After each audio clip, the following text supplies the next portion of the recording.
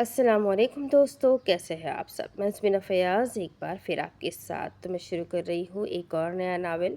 लेकिन नावल शुरू करने से पहले हमेशा की तरह कहूँगी कि अगर आप मेरे चैनल पर नए हैं या अब तक आपने चैनल को सब्सक्राइब नहीं किया तो प्लीज़ मेरे चैनल को सब्सक्राइब कर दें, बेल आइकन को ज़रूर दबा दें।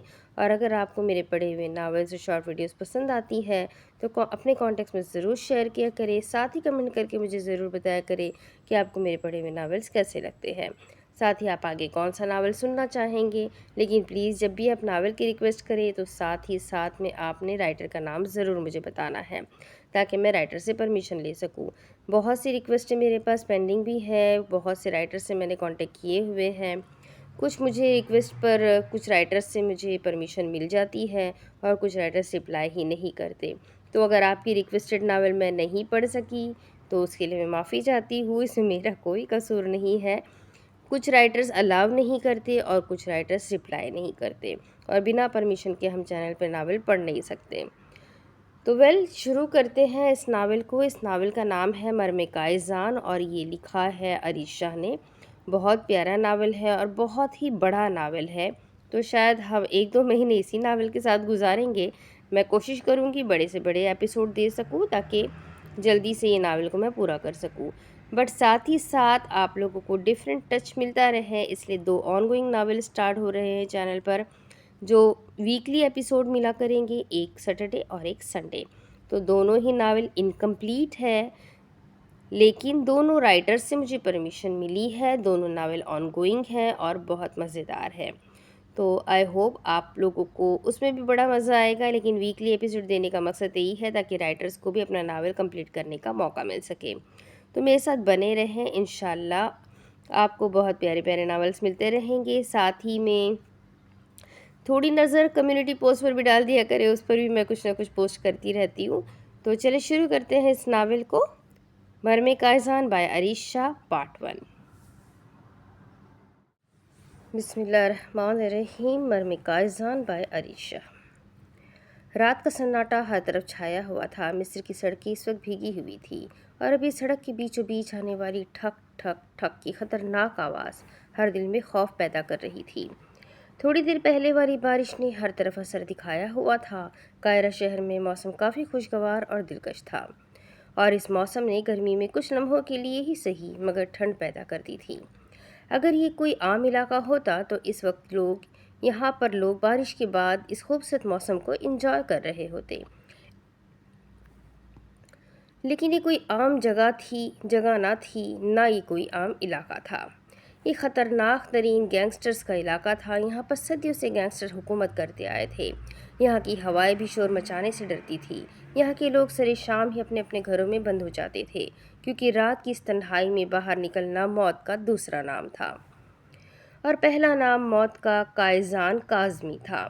यहाँ का बच्चा बच्चा इस नाम से वाकिफ़ था। सब लोग जानते थे कि इस इलाके का हाकिम कौन है जो बरसों से यहाँ हुकूमत कर रहा है। लेकिन कोई ऐसा ना था जिसने उसका चेहरा देखा हो। वो अपना चेहरा छुपाता नहीं था, वो किसी से डरता नहीं था।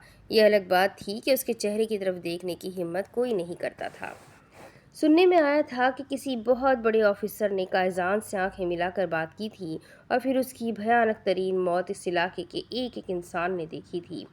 और फिर कोई इतनी हिम्मत कर ही नहीं पाया कि कोई कायजान की आंखों में आंखें डालकर बात कर सके, बल्कि कोई उसकी तरफ निगाह उठाकर भी नहीं देखता था। बहुत कम लोग ऐसे थे जो उसे उसकी शक्ल से पहचानते थे। उसका खौफ इस इलाके में ऐसा बैठा हुआ था कि कोई भी उसे देखने का ख्वाहिशमंद न था। यहाँ कोई इंसान ऐसा न था जिसे कायजान के बारे में कुछ जानना हो। वो ये नाम भी अपनी ज़बान पर नहीं आने देते थे। उसका कोई लंबा चौड़ा गैंग न था, सिर्फ 2 लोग थे जो हर वक्त उसके साथ रहते थे। उसे किसी टीम की ज़रूरत न थी। वो गैंग बनाने पर यकीन नहीं रखता था, बल्कि वो अपना सारा काम खुद करता था और ऐसे अंदाज में करता था कि सबूत होने के बावजूद कोई उस तक पहुंच नहीं पाता था।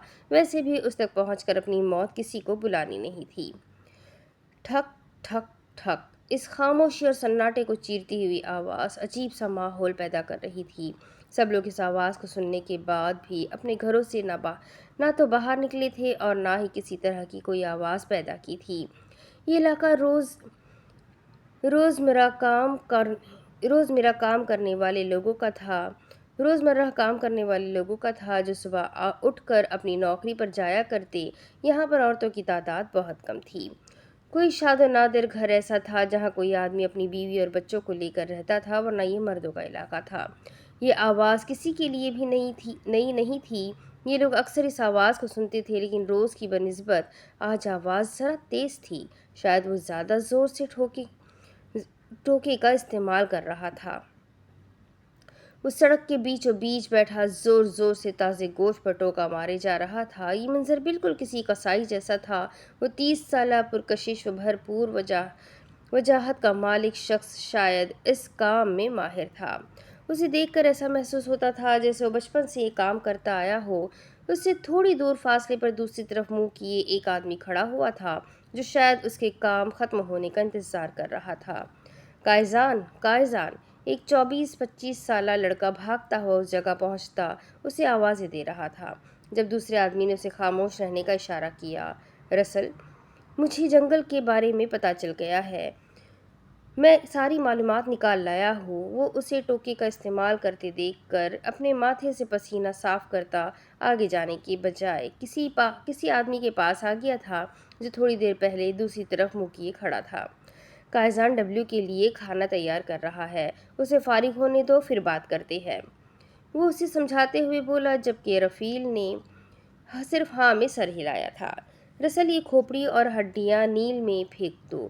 ڈبلیو کو آج یہ صاف ستھرا گوشت دینا، آج اس کی دعوت ہوگی۔ اسے پیچھے سے آواز سنائی دی تھی اور کافی پرسکون تھا۔ ایسا لگ رہا تھا جیسے وہ بہت خوش ہے، اور وہ دونوں جانتے تھے کہ اسے خوشی اس بات کی تھی کہ آج اس کا ڈبلیو پیٹ بھر کر دعوت کرے گا۔ تقریباً 1 مہینہ ہونے کو آیا تھا اس نے انسانی گوشت کا ذائقہ نہیں چکھا تھا، جس کی وجہ سے آج کل وہ کافی چڑچڑا ہو گیا تھا۔ اب آگے، آوارہ بے شرم آ گیا، آوارہ گردیاں کر کے کوئی خیال ہے کہ دکان 4 بجے سے بند ہے، اگر کچھ بیچے گا نہیں تو ہم کھائیں گے کیا؟ یاور جیسے ہی گھر میں داخل ہوا، ابا اپنی ٹوٹی ہوئی ٹانگ کو لکڑی کا سہارا دیتے کمرے سے نکلتے اسے باتیں سنانے لگے۔ ابا صبح سے دکان پر ہی بیٹھا تھا، اچھی خاصی بکری ہوئی تھی، اگر ضروری کام نہ ہوتا تو نہیں جاتا میں، مرم کا ایڈمیشن فارم لانا تھا، اور دکان سارا دن بند نہیں تھی، صرف 1-1.5 گھنٹہ بند رہی ہے آج، آخری تاریخ تھی، اگر آج بھی میں نہ لے کر آتا تو آگے اس کا داخلہ نہیں ہوتا۔ صبح سے شام تک دکان میں گزر جاتی ہے، 1 سیکنڈ نہیں ملتا آگے پیچھے دیکھنے کو، اتنی مشکل سے فارم ملا ہے، اتنا رش تھا، وقت لگ گیا، لیکن میں نے تقریباً 5:30 بجے تک دوبارہ کھولی تھی دکان، اور اب بھی دکان سے ہی واپس آ رہا ہوں۔ آپ کے لاڈلے چشم و چراغ نے آپ کو غلط خبر دی ہے، اس نے سیڑھیوں پر کھڑے احد کو دیکھتے ہوئے کہا۔ اسے پتا تھا کہ اس کی چگلیوں کا اثر ہے، وہ اپنے چھوٹے بھائی سے کوئی بغض تو نہیں رکھتا تھا، لیکن پھر بھی وہ ابا سے اس کی جھوٹی شکایتیں لگا کر ابا کو اس سے بدظن کر دیتا تھا، اور یہ آج سے نہیں بلکہ بچپن سے ہوتا آیا تھا۔ ابا اپنی مرضی سے شادی کرنا چاہتے تھے، لیکن دادا ابا نے زبردستی شادی ان کی اماں سے کروا دی۔ شادی کے 2 سال بعد جب انہیں کوئی اولاد نہ ہوئی، انہیں بہانہ مل گیا دوسری شادی کرنے کا، اور پھر وہ اپنی من پسند بیوی اس گھر میں لے آئے، اس وعدے کے ساتھ کہ وہ اپنی دونوں بیویوں کے ساتھ انصاف کریں گے۔ ان کی دوسری شادی کو بمشکل 2 ماہ ہوئے تھے کہ اماں نے انہیں یاور کی خوشخبری سنا دی۔ ابا کو یاور کی تو خوشی ہوئی یا نہیں وہ نہیں جانتی تھی، لیکن احد جو ان کی من پسند بیوی سے ان کی پہلی اولاد تھا، ان کے لیے جیسے ان کا سب کچھ تھا۔ احد سے ان کی محبت ایسی تھی جیسے ان کی بس ایک ہی اولاد ہو، حالانکہ ان کی من پسند بیوی میں سے بھی ان کی 3 اولادیں تھیں، سب سے بڑا احد، اس کے بعد تمنا، اور اس کے بعد مائدہ تھی۔ تمنا اور مائدہ کی شادی ابا نے ان کے 22 برس پورے ہونے سے پہلے ہی کر دی تھی، اور یاور کی پیدائش کے 9 سال بعد اماں سے ان کی ایک اور اولاد مرم کی پیدائش ہوئی تھی۔ اماں مرم کو اس دنیا میں لاتی خود اپنی سوتن اور نام نہاد شوہر سے ہر واسطہ ختم کرتی اپنے خدا کے پاس چلی گئی تھی، کیونکہ شوہر کی بے وفائی اور سوتن کے روز کے جھگڑوں نے بھی اس معصوم عورت کو اندر ہی اندر ختم کر دیا تھا۔ احد اور یاور کی عمر میں صرف 1.5 مہینے کا فرق تھا، لیکن پھر بھی یہ فرق جیسے کئی سالوں کا تھا۔ ابا کی ساری محبت، ساری توجہ صرف اور صرف احد، تمنا اور مائدہ کے لیے تھی۔ ہاں، یہ حقیقت تھی کہ یاور کے ساتھ مرم سے بھی ان کا رشتہ صرف اتنا ہی تھا جتنا ان کی ماں کے ساتھ تھا۔ ابھی سے نہیں بلکہ 27 سال سے ابا اپنی دوسری بیوی کے کان سے سنتے تھے اور اسی کی زبان سے بولتے تھے۔ انہیں کوئی فرق نہیں پڑتا تھا کہ ان کی باتوں سے ان کی اولاد پر کیا اثر ہوتا ہے۔ آج کل عہد کی شادی کی تیاریاں بھی عروج پر تھی۔ ابا جلدی سے جلدی اس کی شادی کر دینا چاہتے تھے، جبکہ یاور کے لیے بھی اس کی سوتیلی ماں نے اپنی بھتیجی دیکھ رکھی تھی جس سے شادی سے صاف انکار کر چکا تھا، اور اس دن سے ہی ابا اور اس کے تعلقات درست نہیں تھے۔ عہد کپڑوں کی دکان پر نہیں بیٹھ سکتا تھا کیونکہ یہ اس کی شان کے خلاف تھا، جبکہ یاور کے پاس کوئی آپشن نہیں تھا اور نہ ہی اس طرح کے نخرے اس کا باپ اٹھانے کو تیار تھا۔ اسی لیے وہ محض 9 سال کی عمر سے ہی باپ کی دکان سنبھالتا تھا۔ میٹرک تک اس نے تعلیم بھی حاصل کی تھی۔ بعد میں اس کی سوتیلی ماں نے یہ کہہ کر اس کا اسکول بند کروا دیا تھا کہ بس لڑکوں کے لیے میٹرک ہی کافی ہوتا ہے۔ حالانکہ عہد ایم اے کر رہا تھا اور 3 بار فیل ہو چکا تھا، لیکن اس کے باپ کے پاس بہت پیسہ تھا اس پر خرچ کرنے کے لیے۔ یاور خود تو نہیں پڑھ سکا تھا، لیکن وہ مرم کو بہت پڑھانا چاہتا تھا، اسی لیے وہ اس کے معاملے میں باپ سے بھی لڑ جاتا تھا۔ پہلے وہ کبھی بولتا نہیں تھا تو ہر کوئی اس پر شیر تھا، لیکن جب سے اس نے اپنے لیے آواز اٹھانی شروع کی تھی، اس کا باپ بھی اس کے سامنے دب جاتا تھا۔ پہلے وہ اسے بہت مارتا تھا، لیکن تقریباً 3 سال سے اس کی مار والا سلسلہ ختم ہو گیا تھا، کیونکہ اب یاور کے منہ میں زبان تھی جس کا استعمال کرنا وہ خوب جانتا تھا۔ کیا تم سیریس ہو؟ تم سچ میں مایا سے شادی کرنا چاہتے ہو؟ مجھے یقین نہیں آ رہا۔ قائز میں بہت خوش ہوں تمہارے لیے۔ پلیز اب اپنی بات سے مکر مت جانا، پیچھے مت ہٹ جانا۔ تم نے ابھی کہا ہے تم شادی کرنا چاہتے ہو، اپنا گھر بسانا چاہتے ہو۔ میں تمہارے لیے بہت خوش ہوں۔ رسل بے حد خوشی سے بتا رہا تھا۔ اس کی شادی کا سن کر وہ خوشی سے پاگل ہو رہا تھا۔ لیکن تمہیں شادی کا خیال کیسے آیا؟ میرا مطلب ہے اچانک تم نے شادی کا فیصلہ کیسے کر لیا؟ وہ شاید اب تک یقین نہیں کر پا رہا تھا، جبکہ اس کی بات پر قائز نے کندھے اچکائے تھے۔ تم ہی تو کہتے تھے کہ مجھے شادی کر لینی چاہیے، اپنا گھر بسانا چاہیے، اور یہ بھی تو تم نے ہی کہا تھا کہ مایا میرے لیے اچھی لائف پارٹنر ثابت ہوگی۔ اور ویسے بھی وہ میرے بارے میں سب کچھ جانتی ہے، میرے کام کے بارے میں، میری نیچر کے بارے میں اسے سب کچھ پتہ ہے، تو مجھے اس سے شادی کرنی چاہیے۔ وہ بالکل ریلیکس بول رہا تھا۔ کیا تم میرے کہنے پر اسے شادی کر رہے ہو؟ کیا تم مایا سے محبت نہیں کرتے؟ اسے یہ سوال پوچھتے ہوئے عجیب لگ رہا تھا، کیونکہ وہ خود بھی جانتا تھا کہ وہ کسی سے محبت نہیں کرتا، اپنے آپ سے بھی نہیں۔ محبت میں کسی سے محبت نہیں کرتا رسل، جس طرح کی زندگی میں گزار رہا ہوں، مجھے کسی سے محبت کرنے کا حق ہی نہیں ہے۔ میں مایا سے اس لیے شادی کرنا چاہتا ہوں کہ میں حرام سے دور رہ سکوں۔ وہ ہر وقت میرے آس پاس رہتی ہے، اس کی بے باکیاں کبھی کبھی غصہ دلا دیتی ہے۔ وہ محبت کے چکر میں اپنا آپ تباہ کرنے کو تیار ہے۔ تم نہیں جانتے کہ کل رات میرے کمرے میں آ کر اس نے بہت بےہودہ حرکت کی ہے۔ وہ مجھے حرام کھانے پر مجبور کر رہی ہے۔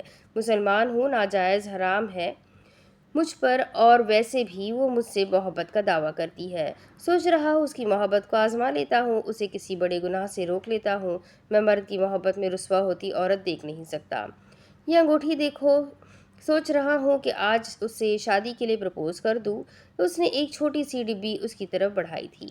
بہت خوبصورت ہے، تمہیں اسے پرپوز کر دینا چاہیے۔ شادی کب تک کرنی ہے؟ میرا ارادہ پرسوں تک نکاح کرنے کا ہے، باقی تم اور رفیل سنبھال لینا۔ وہ گاڑی سے نکلتے ہوئے بولا تو رسل نے صرف ہاں میں سر ہلایا تھا۔ بھائی کیا کرتے ہو تم؟ آج بھی ابا کے پیسے چوری کر کے لائے ہو؟ اپنی جیب سے چند ہزار کے نوٹ نکالتا اسے دینے لگا۔ چوری؟ کیا؟ سارا دن اس دکان پر کھجل اور خوار ہوتا ہوں میں، اور اس کا لاڈلا آ کر سارے پیسے نکال کر چلا جاتا ہے۔ 1 گھنٹہ دکان بند رہے تو ہم لوگوں کو کھانے کے لالے پڑ جاتے ہیں، اور یہ جناب آج صبح دکان کے پیسوں سے 25,000 نکال کر لے گئے ہیں۔ اسے تو کسی نے کوئی سوال نہ کیا، اور میرے 5,000 بھی چوری ہو گئے۔ ابا سے زیادہ اب اس دکان پر میرا حق ہے، اور تو جا کر یہ پیسے رکھ، ان پیسوں میں بس میرا 2 لاکھ پورا ہو جائے، پھر تو دیکھنا میں کیا کرتا ہوں۔ وہ کھانے کی پلیٹ اپنے سامنے کرتے ہوئے ہمیشہ کی طرح پہلا نوالا بناتا اس کے منہ میں ڈال چکا تھا۔ کیا کرو گے تم مجھے بھی بتاؤ؟ وہ عمر میں اس سے 9 سال بڑا تھا، لیکن ان دونوں میں آپ جناب کا کوئی تکلف نہ تھا۔ مصر جاؤں گا، وہاں پر نوکریاں چاہیے، اور وہ بھی عام نوکریاں نہیں بلکہ بہت اچھی نوکریاں۔ 2 लाख पूरा हो जाए तो यहाँ से एजेंट मिस्र लेकर जाते हैं। अच्छी रिहाइश और अच्छी नौकरी के साथ अच्छी तनख्वाह भी देते हैं। यहाँ से जाना थोड़ा मुश्किल हो जाता है, कश्तियों पर गैर कानूनी तरीके से लेकर जाते हैं, लेकिन वहाँ सब कुछ सेट करवा देते हैं। एक बार मैं यहाँ से निकल जाऊँ, तुझे जल्द से जल्द अपने पास बुला लूँगा और फिर हम दोनों बहन भाई मस्त ज़िंदगी गुजारेंगे।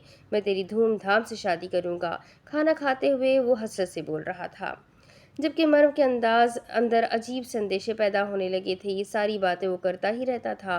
वो यहाँ से जाना चाहता था किसी दूसरे मुल्क, और काफ़ी वक्त से अब्बा की दुकान से पैसे भी निकाल कर जमा कर रहा था।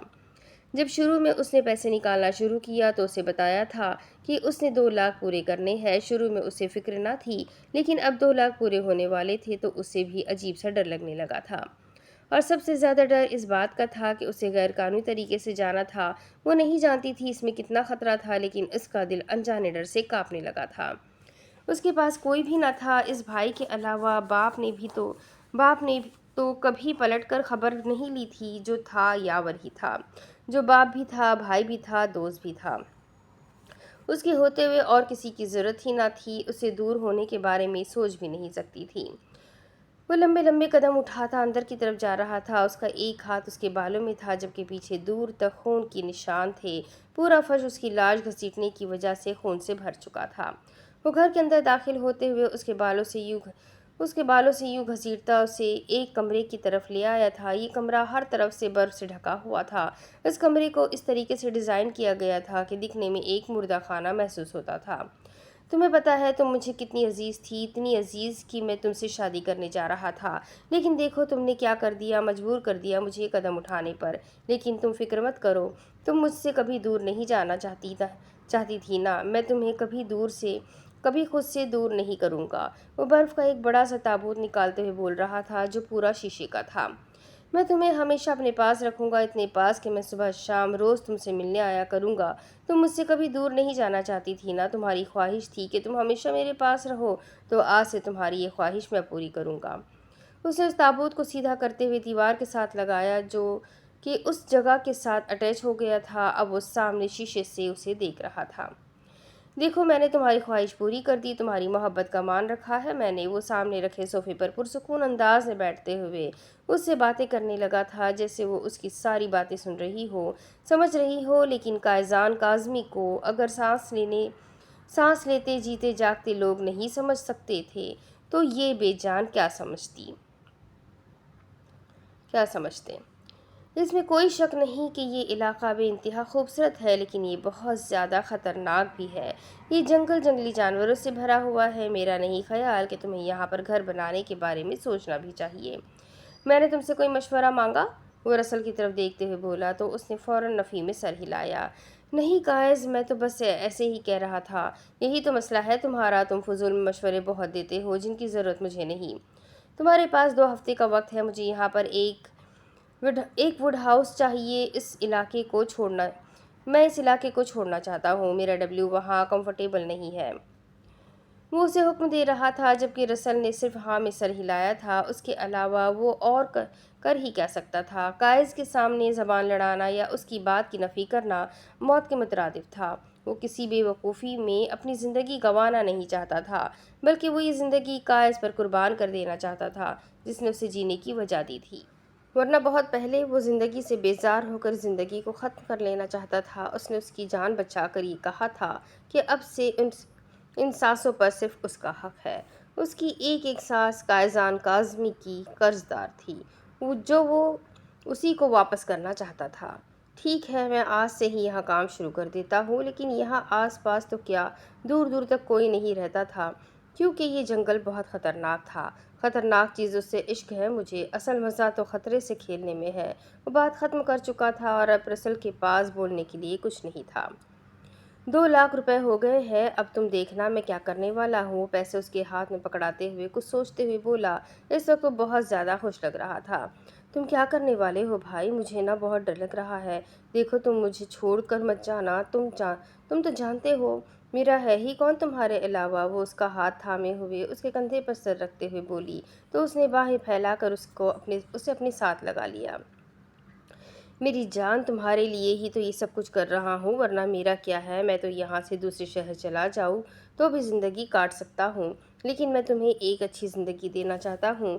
मैं चाहता हूँ कि तुम भी वैसे ज़िंदगी गुजारो जैसे तुम चाहती हो। इन चार दीवारियों के बाहर देखो, यहाँ तो एक एक निवाले का हिसाब देना पड़ता है। मैं तुम्हें ऐसी ज़िंदगी देना चाहता हूँ जहाँ तुम आज़ादी से अपनी मर्ज़ी के मुताबिक रहो, बाहर जाओ, घूमो फिरो, एक दूसरे के साथ बैठते हुए हमें हिसाब न देना पड़े कि हम क्या बातें कर रहे हैं। हम खुलकर एक दूसरे से बात कर सके। मैं तंग आ चुका हूँ इन सब चीज़ों से। मैं अपनी बहन के लिए इसकी ज़िंदगी आसान करने के लिए जा रहा हूँ। मिस्र में बहुत नौकरियाँ हैं, जाना ज़रा मुश्किल है। एजेंट को 2 लाख रुपए देने पड़ते हैं। उसके बाद समझ लो कि एजेंट ही हमारा काम करता है। आगे जाकर वो हमें नौकरियां देगा, रहने के लिए जगह देगा, और फिर बस 6-7 महीने में बंदा वहाँ सेटल हो जाता है, और 6-7 महीने बाद मैं तुम्हें अपने पास बुला लूँगा। फिर मैं और मेरी बहन अपनी मर्ज़ी की ज़िंदगी जिएंगे।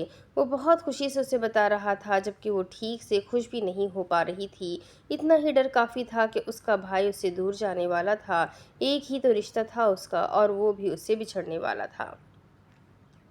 भाई, मैं तुम्हारे बगैर कैसे रहूंगी? मेरा तो तुम्हारे अलावा कोई नहीं है। छोटी अम्मी तो बस बहाना चाहिए होता है हमारी अम्मी को बातें सुनाने का। वो तो मरे हुए लोगों को भी कोसने से पीछे नहीं हटती, और अब बात तो सुनते ही सिर्फ छोटी अम्मी की है। तुम्हारे बिना पता नहीं मेरे साथ यहाँ क्या क्या होगा। वो बहुत दुख से बोल रही थी जब उसने उसे अपने सीने से लगाया। तुझे बस थोड़ा सा सब्र से काम लेना होगा मेरी बहन, मैं तुझसे वादा करता हूँ। मर्म सिर्फ कुछ वक्त, फिर ये इम्तिहान ख़त्म हो जाएंगे। तेरी और मेरी ज़िंदगी खुशहाल हो जाएगी। मैं तुझे बहुत पढ़ाऊँगा, तुझे अपने पैरों पर खड़े होने के काबिल बनाऊँगा। उसके बाद कोई अच्छा सा लड़का देखकर मैं तेरी शादी करवाऊँगा, और वो भी बहुत धूमधाम से। उसकी ख्वाहिशें भी बिल्कुल आम भाइयों जैसी थी। हर भाई की तरह वो भी अपनी बहन की ज़िंदगी को खुशियों से भर देना चाहता था। मन उसके सीने से लगी। यूं ही कितनी ही देर अपनी आने वाली ज़िंदगी को सोचती रही। उसे यकीन था कि सब कुछ ठीक होने वाला है, तो मर्म को भी अपने भाई के यकीन पर यकीन था। उसे यकीन था अच्छा वक्त आने वाला है, लेकिन अच्छा वक्त आने से पहले बहुत सारा मुश्किल वक्त इंसान का मुंतज़िर होता है। उन लोगों ने बहुत मुश्किल वक्त देखा था। बाप के होते हुए भी वो यतीमों जैसी ज़िंदगी गुजार रहे थे, लेकिन अब और नहीं। उसे यकीन था कि वो अगर एक दफ़ा किसी बाहर मुल्क निकल गया तो वो अपनी और अपनी बहन की ज़िंदगी को आसान कर देगा, और अब उसे मौका मिल गया था। अब उसे अपने यकीन पर कायम रहना था। बहुत मुश्किल से उसने ये 2 लाख रुपए जमा किए थे, जो उनका फ्यूचर बनाने वाले थे। गाइस, मेरा यकीन करो, उस छोटी बच्ची के साथ कुछ भी गलत नहीं हुआ था। वो बच्ची खुद ही कहीं गुम हो गई है। हमने उसे ढूंढने की बहुत कोशिश की, लेकिन वो हमें मिली ही नहीं। देखो, खुदा के लिए मेरा यकीन करो, मुझे बख्श दो। मैंने कुछ नहीं किया। वो बच्ची तो दूसरे ही दिन वहाँ से भाग गई थी, और हम सब लोग पिछले 18 दिन से उस बच्ची को ढूंढ रहे हैं, जो हमें कहीं से नहीं मिल रही। वो कभी पिंजरे में एक तरफ भाग रहा था तो कभी दूसरी तरफ, जबकि डब्ल्यू उस पर झपटने वाले अंदाज में बार बार उसे अपने पंजे मार रहा था। तुम्हारी कोई बकवास मैं सुनना नहीं चाहता। मुझे बस ये बताओ कि किसे बेचा था तुमने उसे। तुम्हारी इस खुफिया जगह से किसी का निकलना आसान नहीं, बल्कि तुम्हारे मुताबिक वो जगह अंदर ही अंदर एक भूल भुलैया है। तो बताओ, एक 13 साल की बच्ची किस तरह से वहाँ से भाग निकली? वो खुद भी पिंजरे के अंदर आगे पीछे घूम रहा था, जबकि उसका डब्ल्यू सफ़ेद चीता बार बार आकर उसके बूटों पर अपनी ज़बान फेरते हुए दोबारा से उस पर शिकार की नीयत से हमला करता था। मुझे कुछ नहीं पता, मैं खुद कुछ नहीं जानता। वो लड़की पहले तो पूरा एक दिन बेहोश रही, और फिर जब उसे होश आया तो बॉस ने उसे खाने के लिए कुछ दिया था। उसकी डील तो उसी रात हो गई थी। बच्ची थी, पैसा भी अच्छा मिल रहा था, लेकिन वो उसी रात वहाँ से भाग निकली, और वो कहाँ गई है अभी तक पता नहीं चला। उन लोगों को लगता है कि वो बच्ची उसी गुफा में कहीं पर है, लेकिन कहाँ ये पता नहीं चल पा रहा। तुम तो जानते हो वो गुफा कितनी बड़ी है। वो कांपते हुए बता रहा था, जबकि उसके सीने पर उस सफ़ेद चीते के लंबे लंबे नाखून खप गए थे। मैं कुछ नहीं जानता, कुछ भी नहीं ताबिश, बस मुझे ये बताओ कि कहाँ है वो बच्ची। मैंने तुम लोगों को मना किया था कि अब इस इलाके के आसपास औरतों के लेन देन का कोई काम नहीं होगा, लेकिन फिर भी तुमने मेरी बात नहीं मानी। इस कहर को आवाज़ तुम लोगों ने खुद दी है। रफ़ील उसके बॉस तक خبر پہنچا دو کہ قائزن کاظمی آج شام 5 بجے اس سے ملنے آنے والا ہے۔ اور ڈبلیو، آج تو تم بہت خوش لگ رہے ہو، دعوت شاندار ہے نا؟ معاف کرنا دوست، آج گوشت صاف کرنے کا وقت نہیں ملا۔ وہ اپنے سفید چیتے کے سر پر ہاتھ پھیرتے ہوئے پنجرے سے باہر نکل چکا تھا۔ اسے دور دور تک پیچھے سے تابش کی آواز سنائی دیتی رہی، لیکن نہ تو اس نے مڑ کر دیکھا تھا اور نہ ہی جینے جیسے کچھ سنا تھا۔ مرم، وہ کچن میں برتن رکھنے جا رہی تھی جب اسے ابا کی آواز سنائی دی۔ برتن رکھ کر وہ فوراً ابا کے کمرے کے دروازے تک آئی تھی۔ یاور کا پتہ ہے کہ وہ کہاں پر ہے؟ ابا اس کی طرف دیکھتے ہوئے پوچھنے لگے تو اس نے نفی میں سر ہلایا۔ صبح تو وہ کام کے لیے ہی نکلا تھا۔ وہ مصر چلا گیا ہے، کام کے سلسلے میں تمہارے لیے اپنا فون چھوڑ گیا ہے۔ یہ لو، اس نے خط میں لکھا ہے کہ فون تمہیں ضرور دے دوں۔ ابا پریشان لگ رہے تھے جبکہ وہ حیران تھی۔ دکان کافی دور تھی اور ٹرانسپورٹ کی سہولت نہ ہونے کی وجہ سے وہ صبح جلدی گھر سے نکل جایا کرتا تھا۔ صبح وہ فجر کی نماز ادا کرنے کے بعد قرآن پاک کی تلاوت کر رہی تھی جب اس نے دروازے پر رک کر کہا تھا، بہن دعا کرنا، تمہارا بھائی اپنی منزل پانے کے لیے جا رہا ہے۔ اسے تو یہی لگا تھا کہ وہ دکان پر گیا ہے اور شام تک واپس آ جائے گا، لیکن اب صبح اسے پتہ چلا تھا کہ دکان پر وہ آیا ہی نہیں تھا، بلکہ صبح سے دکان بند تھی اور دکان کی چابی ابا کے سائیڈ والے ٹیبل پر پڑی تھی۔ ساتھ ہی ایک کاغذ تھا جس پر لکھا تھا، ابا میں جا رہا ہوں نوکری کے سلسلے میں دوسرے ملک، میری بہن کا خیال رکھیے گا، میں پیسے بھیجتا رہوں گا، اس کے لیے اس پر کسی چیز کے لیے دباؤ مت ڈالیے گا، اپنی بہن کا خرچہ میں خود اٹھا لوں گا۔ ابا نے جب سے یہ خط پڑھا تھا وہ کافی پریشان لگ رہے تھے، کیونکہ اب ابا کی عمر نہ تھی دکان پر بیٹھنے والی، اور ویسے بھی ایک ٹانگ تو وہ کٹوا چکے تھے، اور عہد ان کا اتنا اچھا بچہ تو تھا نہیں جو ان کے کہنے پر ان کی دکان پر بیٹھ جاتا۔ دکان کا کام کرنا اس کی شان کے خلاف تھا۔ تمہارا بھائی چلا گیا ہے، کسی دوسرے ملک نوکری کے سلسلے میں کہہ کر گیا ہے کہ تمہارا خرچہ بھیج دیا کرے گا۔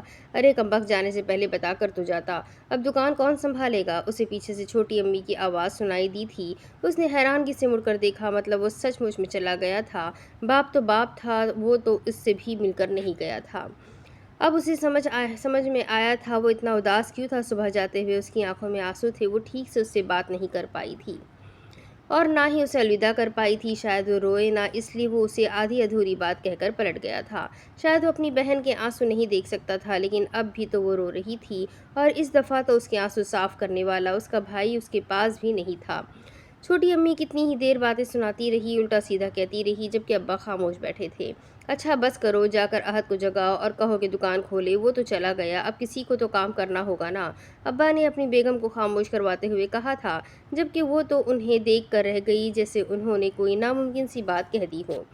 ارے آپ کا دماغ تو نہیں خراب ہو گیا؟ میرا بیٹا کیسے دکان پر کام کرے گا؟ آپ کو تو پتہ ہے اسے یہ سب کچھ کرنا بالکل پسند نہیں ہے، اور جو اسے پسند نہیں وہ ایسا کچھ بھی نہیں کرنے والا۔ آپ خود ہی چلے جائیں نا دکان پر، اور ویسے بھی تو پچھلے دنوں وہ چھوٹا لڑکا آیا تھا نا آپ سے کہنے کے لیے کہ دکان پر اگر کوئی کام ہو تو رکھ لیجیے، ابھی اس وقت اسی کو رکھ لے، ہلکے پھلکے ہاتھ چلائے گا، اور باقی آپ خود ہی آہستہ آہستہ سنبھال لیں۔ میرا بیٹا ایم اے پاس ہے، دکانوں پر بٹھانے کے لیے تو ڈگریاں دلوائی نہیں ہے اسے۔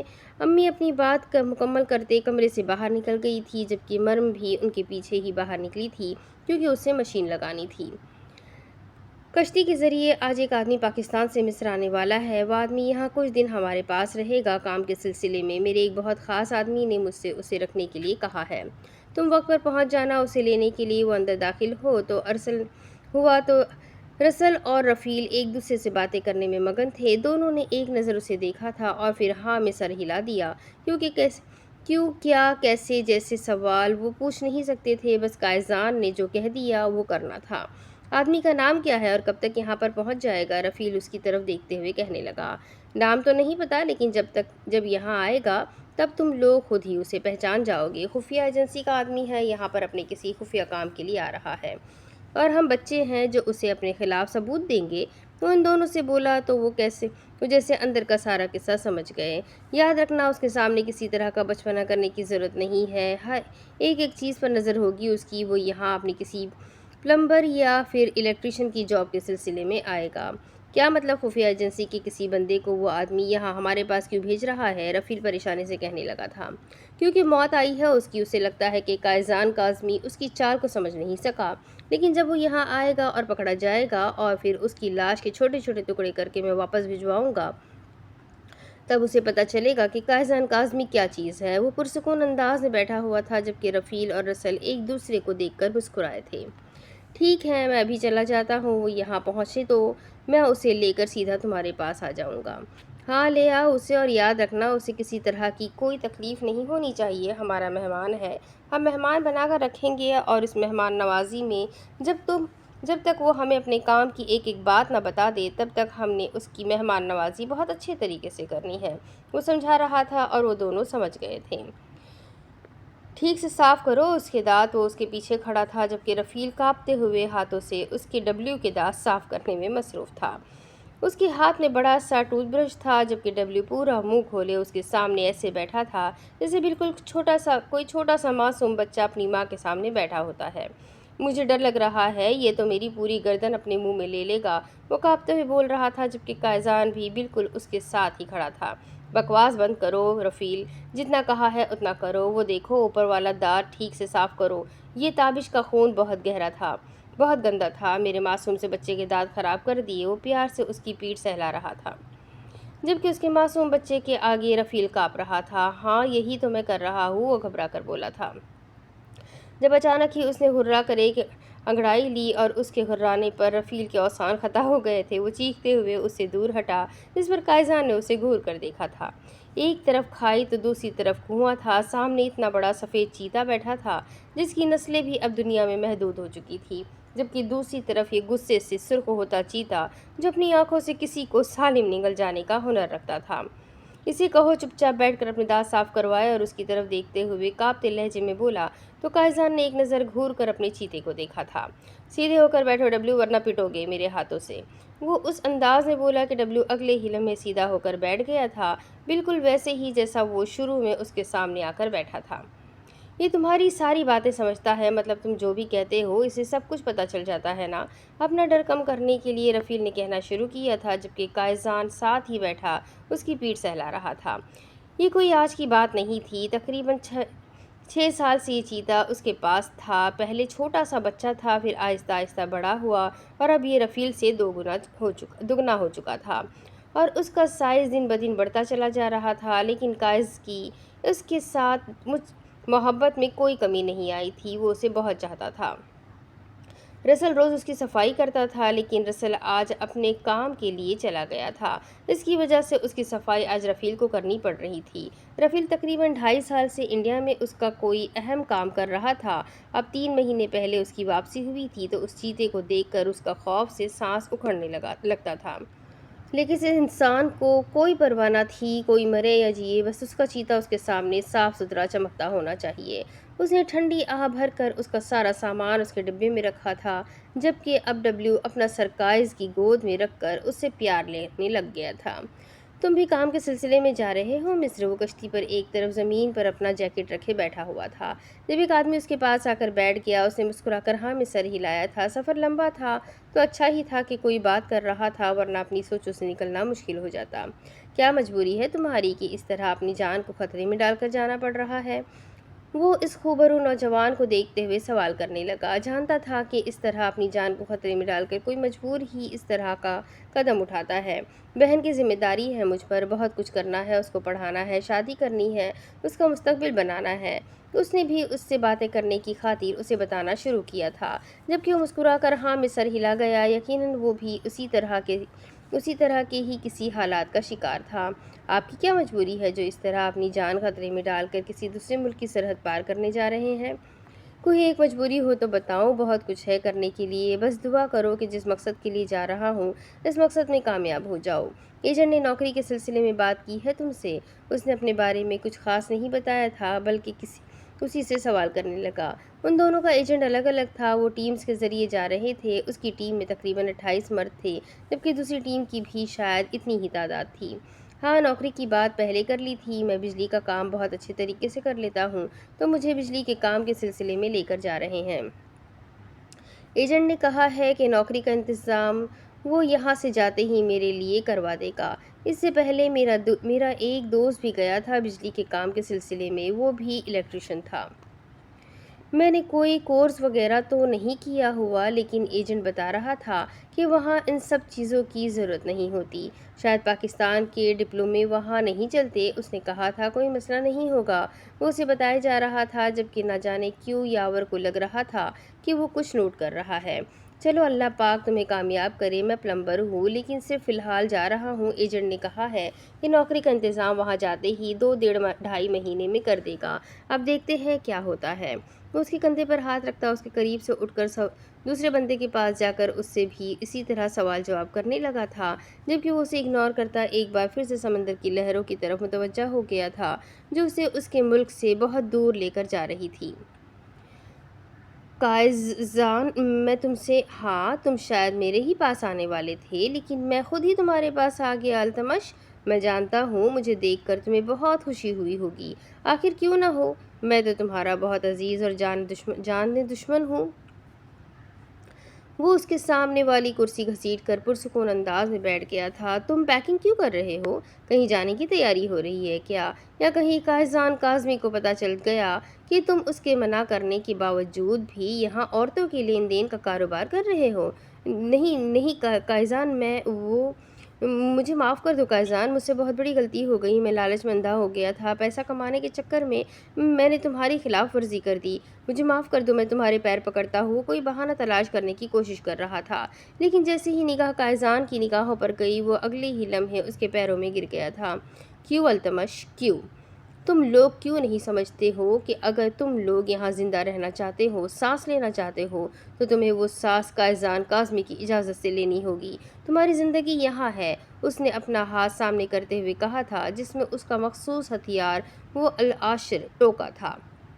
نہیں قائزان، خدا کے لیے مجھے معاف کر دو، میں نے غلطی کی ہے، میں معافی مانگ رہا ہوں، میں آج کے بعد ایسا کچھ نہیں کروں گا، میں تم سے وعدہ کرتا ہوں۔ وہ بول ہی رہا تھا جب اچانک اس نے اپنا ہاتھ فضا میں بلند کیا اور اگلے ہی لمحے اس کی گردن پیچھے کی طرف لٹک گئی تھی۔ ابھی تک میں نے تمہیں معاف ہی کیا ہوا تھا التمش، مجھے لگتا تھا کہ تم سدھر جاؤ گے، لیکن شاید تم جیسا انسان کبھی سدھر نہیں سکتا۔ دراصل رفیق، اس کی غفا میں جا کر اس جگہ کی تلاشی لو، مجھے وہ بچی صحیح سلامت چاہیے، اس بچی کو واپس اس کے ملک پہنچاؤ، اور باقی عورتوں سے پوچھ لو، اگر ان کی فیملی انہیں قبول کرتی ہے تو ٹھیک ہے، اگر قبول نہیں کرتی تو یہیں مصر میں ان کی نوکریوں کا انتظام کر دو۔ وہ اپنی بات مکمل کر چکا تھا۔ تم ہمارے ساتھ نہیں آ رہے؟ رفیق نے رسل کا اشارہ سمجھے بنا پوچھا تھا۔ کیا تم لوگ چاہتے ہو کہ میں تم لوگوں کے ساتھ چلوں؟ تو اس نے ان کی طرف دیکھتے ہوئے پوچھا تھا۔ ہاں ضرور، نہیں، رفیق کی طرف سے بڑی خوشی سے جواب آیا تھا جب رسل نے انکار کرنا چاہا۔ ٹھیک ہے رفیق، تم میرے ساتھ چلنا، رسل تم جاؤ، وہ بات ختم کرتے ہوئے بولا، جبکہ اسے سمجھ نہیں آیا تھا کہ رفیق اسے اشارے کیوں کر رہا تھا۔ یہ تو اچھی بات تھی کہ قائزان کے ساتھ واپس جائے گا۔ کیا تم چاہتے ہو کہ ہم جلدی جا سکے؟ اس نے دوبارہ سوال کیا، جس پر اس نے فوراً ہاں میں سر ہلایا تھا۔ قائزان نے نوٹ کیا تھا وہ التمش کی لاش کی طرف نہیں دیکھ رہا تھا، اسے خون دیکھ کر گھبراہٹ سی ہونے لگتی تھی۔ تو پھر ڈبلیو کا لنچ تیار کروانے میں میری مدد کرو، اسے صاف ستھرا گوشت پسند ہے، جانتے ہو نا کل بھی اس نے ٹھیک سے کچھ کھایا نہیں تھا، اس کے منہ میں ہڈی آتی ہے نا تو اس کا موڈ خراب ہو جاتا ہے، بڑا موڈی ہے میرا بچہ۔ وہ اسے اپنے کام کے لیے بلا رہا تھا، جبکہ اس دفعہ رفیق کی سچ مچ میں چیخ نکلتے رہ گئی تھی، مطلب اب وہ التمش کی باڈی کے چھوٹے چھوٹے پارٹ کر کے اسے پیک کروانے والا تھا اور پھر اسے اپنے بچے کے لیے لنچ تیار کرنا تھا۔ استغفر اللہ، توبہ توبہ، وہ ایسا کچھ بھی نہیں کرنے والا تھا۔ نہیں، مجھے یاد آیا کہ مجھے رسل کے ساتھ جانا تھا، وہ اکیلا کیسے ساری گفا کو چیک کرے گا؟ وہ کانپتے ہوئے لہجے میں بولا۔ اسے قائزان کا یہ روپ اسے بہت خوف میں مبتلا کر دیتا تھا۔ رفیق، زیادہ وقت نہیں لگے گا، چلو آؤ، ڈبلیو بھوکا بیٹھا ہوگا اور اگر اسے وقت پر کھانا نہ ملے تو پھر غصہ ہو جاتا ہے وہ، چلو اس کا ہاتھ پکڑو، اسے یہ والا گوشت پسند ہے۔ میں نے کہا ٹائم نہیں ہے رفیق، تمہیں سمجھ میں نہیں آ رہا، اس نے غصے سے کہا۔ تو رفیق نے دونوں آنکھیں بند کرتے ہوئے التمش کے بازو کو سختی سے اپنے ہاتھوں میں جکڑ لیا۔ ہاتھ تھوڑا اوپر رکھو، کہیں تمہارا ہاتھ زخمی نہ ہو جائے، اور اگر تمہارا خون اس خون میں شامل ہو گیا اور اگر یہ خون کا ذائقہ ڈبلیو کو پسند آ گیا تو میں تمہاری زندگی کی کوئی ضمانت نہیں دے سکوں گا۔ وہ دھمکی دے رہا تھا یا اسے سچ بتا رہا تھا وہ نہیں جانتا تھا، لیکن اس نے اپنے کانپتے ہاتھوں کو اوپر کر لیا تھا۔ تھوڑا نیچے رکھو ہاتھ، کیا کر رہے ہو تم نے؟ اسے پھر سے ٹوکا تو رفیق نے آنکھیں کھول کر اسے دیکھا تھا۔ कायज़ान मेरी जान जा रही है, तुमने जो भी करना है प्लीज़ जल्दी करो। वो मिन्नत भरे लहजे में बोला तो कायज़ान के लबों पर एक दिलफरेब मुस्कुराहट आकर गायब हो गई थी। हाँ, तुम्हें ज़्यादा देर मेहनत नहीं करनी पड़ेगी, बस अभी हो जाएगा ये काम, ज़्यादा वक्त नहीं लगता इसमें, उसे दिलासे देते हुए बोला। जबकि ठक ठक ठक की आवाज़ के साथ रफ़ील का दिल भी सूखे पत्ते की तरह काँप रहा था, लेकिन उसने आंखें खोलने की गलती नहीं की थी। हा हा हा हा हा, मतलब के भाग गया। ऐसा भी कौन सा जुर्म ढा रहे थे आपका बेटा भाग गया। ये इत्तेफाक ही था कि अब्बा घर वापस आए तो अहद घर पर ही था, बल्कि थोड़ी देर पहले ही जागा था। कल रात उसकी वापसी कब हुई थी ना अब्बा जानते थे और ना ही घर का कोई और इंसान। मर्म ने तो कभी दिलचस्पी ही नहीं दिखाई थी उसकी तरफ और ना ही वो उसे अहमियत देता था। वो इस वक्त किचन में ताज़ी ताज़ी रोटियां बना रही थी जब उसे बाहर से उसकी आवाज़ सुनाई दी। हाँ, भाग गया कमबख्त, पता नहीं कहाँ गया है। नाम तो ये है कि मिस्र चला गया है नौकरी के सिलसिले में, और कहकर गया है कि मेरी बहन को कोई तकलीफ़ ना हो, मैं पैसे भिजवाऊंगा। अब्बा तो कुछ ना बोले, अम्मा बोली थी। इसे छोड़ो, चलो वो तो गया। अहद बेटा, अब दुकान का बड़ा मसला बन गया है। मुझ में इतनी हिम्मत नहीं है कि दुकान संभाल सकूं, और ना ही मुझसे भाग भाग कर ग्राहकों के लिए कपड़ा काटा जाता है। दुकान का इतना बजट नहीं है जितना पैसे मांगते हैं लोग। कुछ दिन पहले एक छोटा लड़का आया था नौकरी के सिलसिले में, तब ज़रूरत ही नहीं थी हमें, और अब उसे सामने वाली दुकान में नौकरी मिल गई है। तो आप ये सारी बातें मुझे क्यों बता रहे हैं अब्बा? मुझसे ये काम तो होता नहीं है। हाँ, लेकिन कोई बंदा रखवाने के सिलसिले में कह रहे हैं तो मैं हाथ पैर मार लेता हूँ। वो पुरसुकून अंदाज में बता रहा था, जबकि अब्बा उसे यही कहने की कोशिश कर रहे थे कि वही दुकान पर आया करे। देखो बेटा, वैसे भी तो तुम आजकल फारिग ही हो ना, कॉलेज तुम्हारा ख़त्म हो चुका है, रात को पता नहीं कब वापस आते हो, सुबह अपनी मर्ज़ी से जागते हो। ज़्यादा देर ना सही, थोड़ा वक्त दुकान पर ही आ जाया करो। वैसे भी तो दुकान से घर के खर्चे के अलावा जो भी पैसा बचता है तुम अपने पास ही रखते हो। अब्बा बड़ी मुश्किल से बात कर पा रहे थे, जैसे उन्हें पता हो कि आगे से क्या जवाब मिलने वाला है, जबकि अहद मज़े से खाना खा रहा था। ओ भगोड़े भाई की बहन, रोटी बनी है या नहीं? अब इसको क्यों हमारे सर पर छोड़ गया है? इसे भी ले जाता। हद नहीं हो गई? पैसे कमाएगा और भेजेगा अपनी बहन के लिए, किसी के साथ निकाह पढ़ाकर चला जाता। हमारे सर पर बोझ डाल गया है। और अब्बा, दूसरी बात, दरअसल मेरा एक स्टैंडर्ड है, दुकान पर बैठकर मैं अपना स्टैंडर्ड गिरा नहीं सकता। हाँ, लेकिन कोई कम तनख्वाह पर लड़का ढूंढने की कोशिश करूँगा। फिर फिक्र ना करें आप, बाकी मुझे 15,000 रुपये की ज़रूरत है, भिजवा दीजिएगा मुझे। वो मरम के हाथ से ताज़ी रोटी लेते हुए उनसे कह रहा था। बेटा, अभी ज़रा हाथ संभाल कर काम करो, मुझे अब दुकान पर काम करने का तरीकाकार नहीं है। पता नहीं मैं कितना पैसा बना लूँगा। तुम तो जानते हो 20 साल से मैंने कभी दुकान की शक्ल भी नहीं देखी थी। वो बहुत प्यार से उसे बता रहे थे, लेकिन सामने यावर नहीं अहद बैठा था, जिस पर उनकी इस लहजे का कोई असर न था। तो कह तो रहा हूँ कि परेशानी मत करे, कोई हल निकाल लूँगा मैं, कोई लड़का देखकर आपका मसला हल कर दूँगा। आप बस 15,000 भेजें मुझे, बाकी मर्म का भाई भेजेगा ना, हमें क्या ज़रूरत है परेशान होने की। अब तो आपका बड़ा बेटा दूसरे मुल्क जाकर नौकरियाँ कर रहा है। उसने टेबल से बर्तन उठाती मर्म को देखकर तंजिया लहजे में बोला था। वो बोली कुछ भी नहीं, बल्कि चुपचाप अपना काम करते हुए अंदर चली गई। फ़ोन देकर गया है तो किसी तरह की खुशफहमी में मत रहना कि अपनी मर्ज़ी से फ़ोन इस्तेमाल कर सकती हो। मैं रोज़ चेक करूँगा उसका फ़ोन, अम्मा बता देना उसको।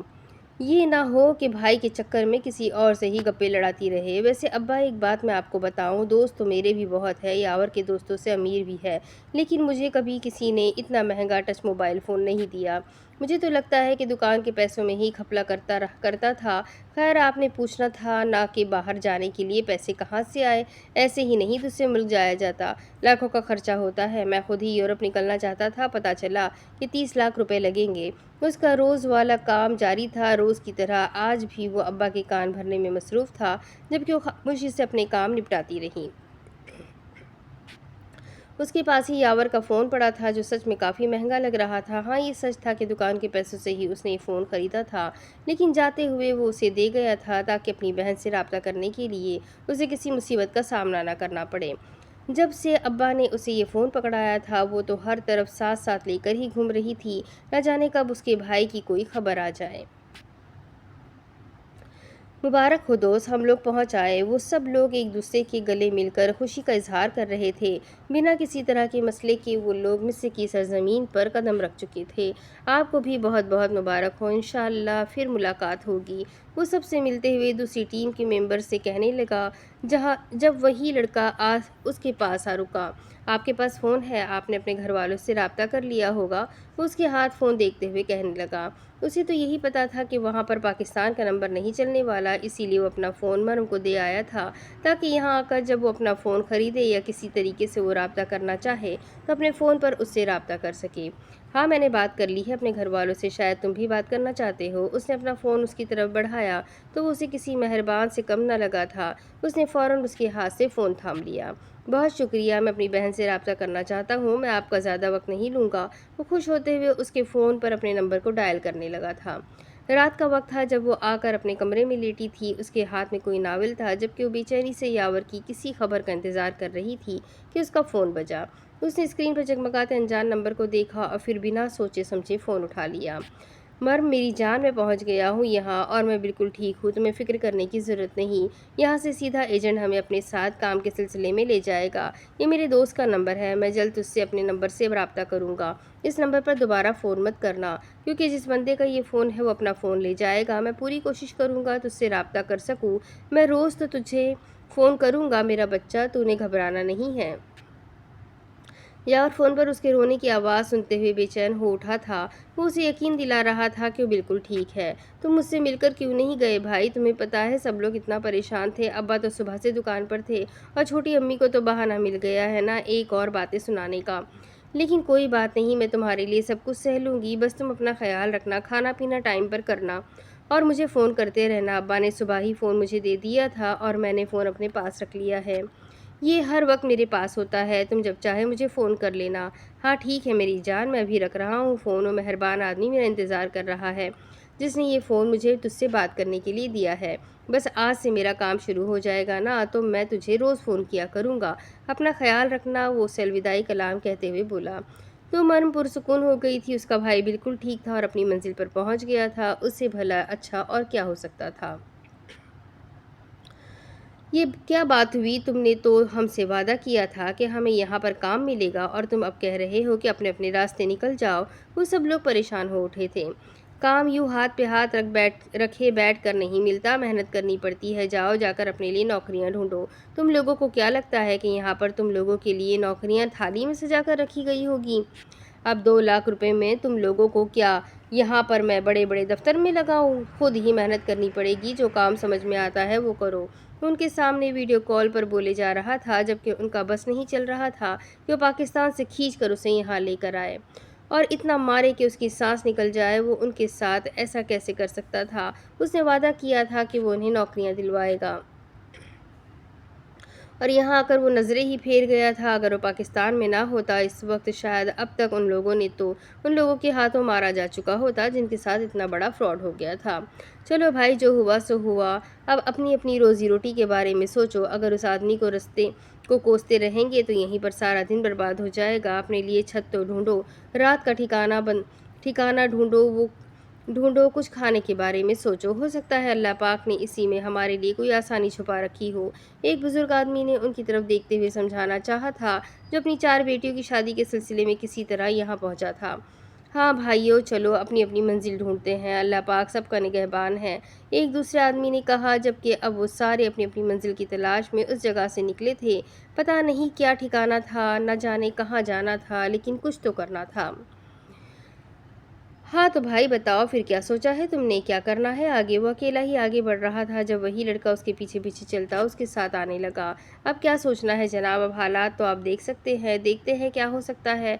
हर कोई अपने अपने रास्ते पर निकल चुका है और मैं भी रास्ता ढूंढने की कोशिश करूँगा।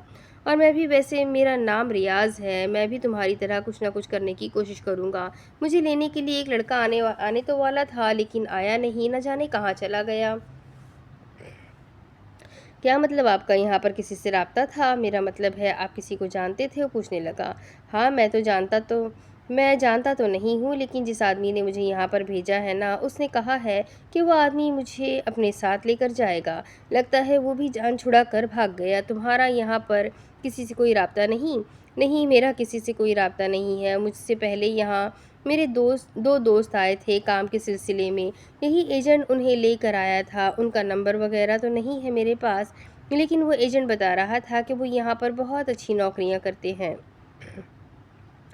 मुझे उम्मीद है कि मेरी तरह वो बेचारे भी धक्के ही खा रहे होंगे। वो काफ़ी मायूस लग रहा था।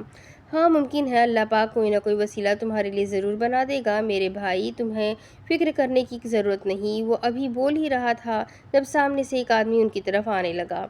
मेरा नाम रसल है, यकीनन तुम्हें पाकिस्तान से नदीम ने भेजा होगा। वो यावर को देखते हुए उर्दू में बोला था। नहीं, माफ़ कीजिएगा, मैं आपको नहीं पहचानता हूँ, ना ही मैं किसी नदीम को जानता हूँ। मुझे नदीम ने भेजा है, शायद तुम मुझे लेने के लिए आए हो। मैं यहाँ प्लम्बर के काम के सिलसिले में आया हूँ। मुझे नदीम ने कहा था कि रसल नाम का एक आदमी मुझे लेने के लिए आएगा, तो वो तुम हो। वो उसकी तरफ देखते हुए कहने लगा तो रसल ने हाँ में सर हिलाया था। हाँ, वो मैं ही हूँ। आओ, तुम्हारे मेहमान नवाज तुम्हारा इंतज़ार कर रहे हैं। वैसे तुम कौन हो? वो यावर की तरफ देखते हुए बोला। दोस्त है ये मेरा, मेरे साथ आया है, लेकिन एजेंट धोखा दे गया। हाँ ठीक है, इसे कहो ये भी साथ चले, रसल ने अचानक ही फैसला करते हुए कहा। तो वह हैरानगी से उसे देखने लगा। बहुत शुक्रिया भाई, मुझे जाने दो, अपने लिए कोई राह तलाश करूँगा, कोई नौकरी ढूंढूंगा। बहुत जिम्मेदारियां हैं मुझ पर, आप अपने दोस्त को संभालें, अल्लाह आपका भला करे। नहीं, तुम ऐसे नहीं जा सकते, तुम्हें हमारे साथ आना होगा। वो अचानक उसे रोक कर कहने लगा। यावर को उसका अंदाज बहुत अजीब लगा था। अरे भाई, बहुत शुक्रिया, लेकिन मैं अपने लिए कोई ठिकाना ढूंढूंगा, कोई छत ढूंढूंगा। नहीं यार, आ जाओ, साथ में खाना पीना खाएंगे। इस वक्त कहाँ जाओगे? सुबह चले जाना।